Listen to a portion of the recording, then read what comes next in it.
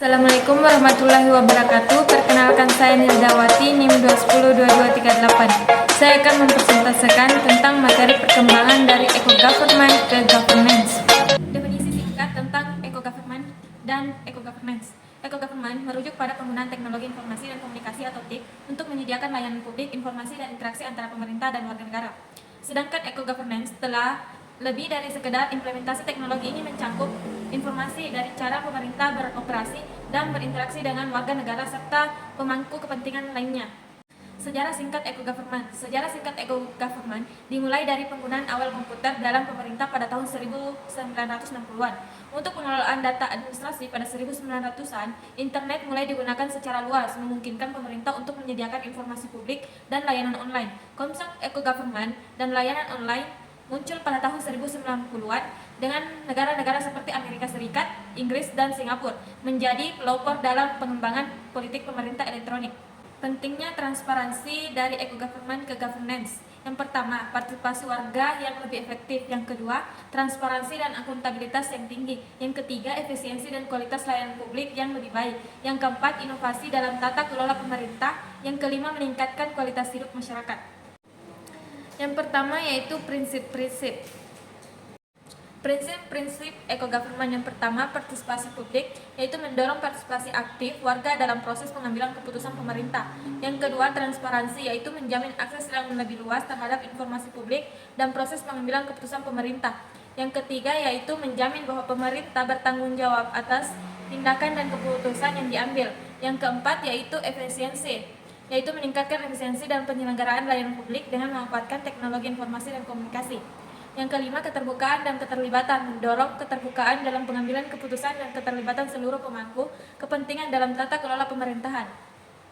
Yang keenam, yaitu inovasi, mendorong inovasi dalam penyelenggaraan layanan publik dan proses pengambilan keputusan. Manfaat eco-government dalam pelayanan publik yaitu dengan memanfaatkan eco-government dalam pelayanan publik, pemerintah dapat mencapai tujuan untuk meningkatkan partisipasi publik, transparansi, efisiensi, kualitas layanan, inovasi, dan aksesibilitas. Eco-government membawa dampak positif yang signifikan dalam transformasi tata kelola pemerintah menuju pelayanan publik yang lebih responsif dan efektif. Tantangan eco-government. Muncul pertanyaan, apa tantangan yang dihadapi dalam implementasi government? Bagaimana solusi untuk mengatasi tantangan tersebut? Implementasi eco-governance, yaitu implementasi governance melibatkan penggunaan berbagai teknologi untuk memfasilitasi interaksi antara pemerintah dan masyarakat serta meningkatkan efisiensi administrasi publik. Yang kedua itu perbandingan government dan eco-governance. Yang pertama, eco-government, yaitu definisi eco-government adalah penggunaan teknologi informasi dan komunikasi untuk menyediakan layanan publik, transaksi pemerintah, dan interaksi antar pemerintah dan warga. Fokusnya itu lebih fokus pada efisiensi administrasi pemerintah, menyediakan layanan publik elektronik, dan penguatan infrastruktur teknologi dalam pemerintahan. Yang ketiga itu tujuannya meningkatkan efisiensi, transparansi, dan kualitas layanan publik, serta mempercepat proses administrasi pemerintahan. Yang kedua yaitu eco-governance. Definisinya eco-governance lebih luas daripada eco-government. Ini mencakup penggunaan teknologi informasi untuk meningkatkan transaksi partisipasi, informasi untuk meningkatkan interaksi partisipasi, transparansi, dan akuntabilitas dalam proses pengambilan keputusan pemerintah. Fokus lebih berinteraksi pada keterlibatan masyarakat dalam proses pengambilan keputusan, kolaborasi antar pemerintah, masyarakat, dan sektor swasta, serta penciptaan taat kelola yang lebih baik. Tujuannya yaitu mendorong partisipasi aktif masyarakat dalam pembangunan kebijakan, peningkatan transparansi dan akuntabilitas pemerintah, serta menciptakan pemerintahan yang responsif dan insentif inklusif. Pentingnya evolusi dari eco-government ke governance, yaitu evolusi dari government ke eco-governance menyoroti pergeseran paradigma dalam pemanfaatan teknologi informasi dan pemerintahan. Melalui evolusi dari eco-government ke governance, pemerintah dapat memperkuat hubungan dalam masyarakat, meningkatkan transparansi dan akuntabilitas, serta menciptakan pemerintahan yang lebih inklusif, responsif, dan inovatif. Contoh dalam kehidupan sehari-hari yaitu eco-government. Contohnya menggunakan aplikasi pemerintah untuk membayar pajak kendaraan secara online.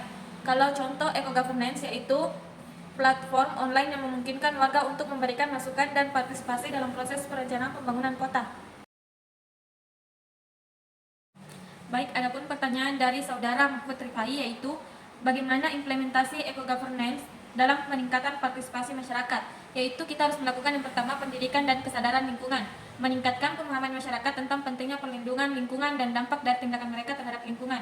Yang kedua, keterlibatan masyarakat dalam pengambilan keputusan, yaitu memberikan kesempatan kepada masyarakat untuk terlibat dalam proses pengambilan keputusan terkait kebijakan lingkungan. Baik, pertanyaan kedua yaitu saudari Armin, apa peran teknologi informasi dalam transformasi dari government ke governance? Teknologi informasi atau TIK memainkan peran krusial dalam proses transisi dari government pemerintahan tradisional menuju governance, pengelolaan yang lebih inklusif. Yaitu yang pertama, meningkatkan akses informasi atau TIK, mungkin akses yang lebih mudah dan cepat terhadap informasi publik. Yang kedua, transparansi dan akuntabilitas. TIK memfasilitasi transparansi dalam tata kelola pemerintahan dengan menyediakan platform untuk publik informasi, data, dan laporan pemerintah secara terbuka. Pertanyaan yang ketiga yaitu dari saudari Nurka, yaitu apa saja tantangan yang dihadapi dalam implementasi eco-governance. Yang pertama yaitu keamanan data dan privasi. Yang kedua, keterbatasan akses dan literasi digital. Yang ketiga, ketimpangan digital. Yang keempat, perubahan budaya dan sistem. Yang kelima, kurangnya kapasitas dan sumber daya manusia. Pertanyaan yang kelima yaitu dari saudari Nur Awalia, yaitu strategi apa yang digunakan untuk memperkuat eco-governance di tingkat lokal?